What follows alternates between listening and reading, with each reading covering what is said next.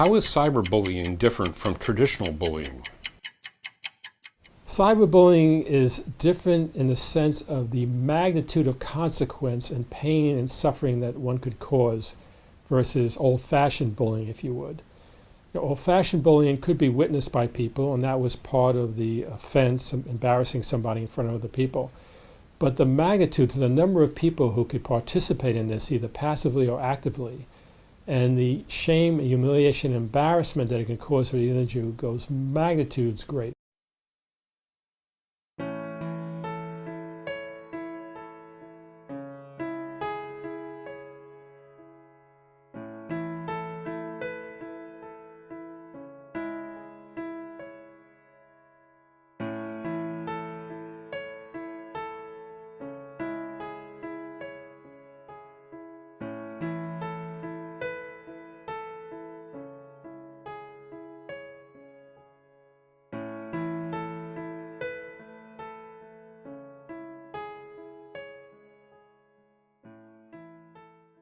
And a funeral is being held this morning in Florida for Rebecca Sedgwick. The sixth grader committed suicide last week. Authorities say she suffered nearly a year of cyberbullying.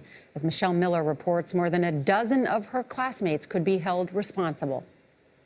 Last Monday, 12-year-old Rebecca Sedgwick climbed to the top of this abandoned cement plant and jumped to her death, finally giving in to the girls that had tormented her online for months. They wanted her to kill herself.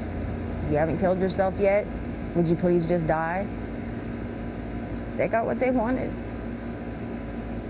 Her mother, Tricia Norman, says the harassment started over a boy. She tried to get Rebecca away from the bullies by complaining to school officials. She then pulled her out of school, changed her cell phone number, and shut down her Facebook account.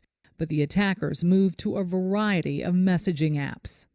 The bullying continued by a group of female juveniles on different social media outlets. Authorities are now exploring if charges can be brought against the 15 girls.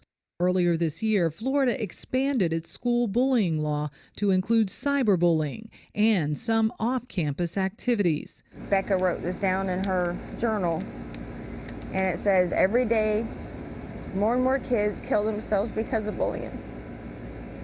How many lives have to be lost until people realize words do matter? Hi, this is my random video. In the weeks before Rebecca's death, her mother thought the abuse had stopped. She says she had no idea that Rebecca had changed her username on one messaging app to That Dead Girl. She also didn't know about the troubling online searches for razor blades. Another question she asked was, how many Advil do you need to take to die? A memorial has sprung up on the fence surrounding the concrete plant where Rebecca took her own life. And Rebecca's family has started a Facebook page to help stamp out cyberbullying. That was my heart. I loved her so much. And this is the least I can do for her.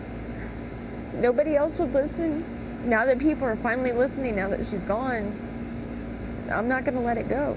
For CBS This Morning, Michelle Miller, Lakeland, Florida. You know, as a mother, this is just so troubling. And I mean, it's a world I don't even know. I mean, how can kids do that to each other? Be so cruel. And then not just bullying, but appears stalking her online.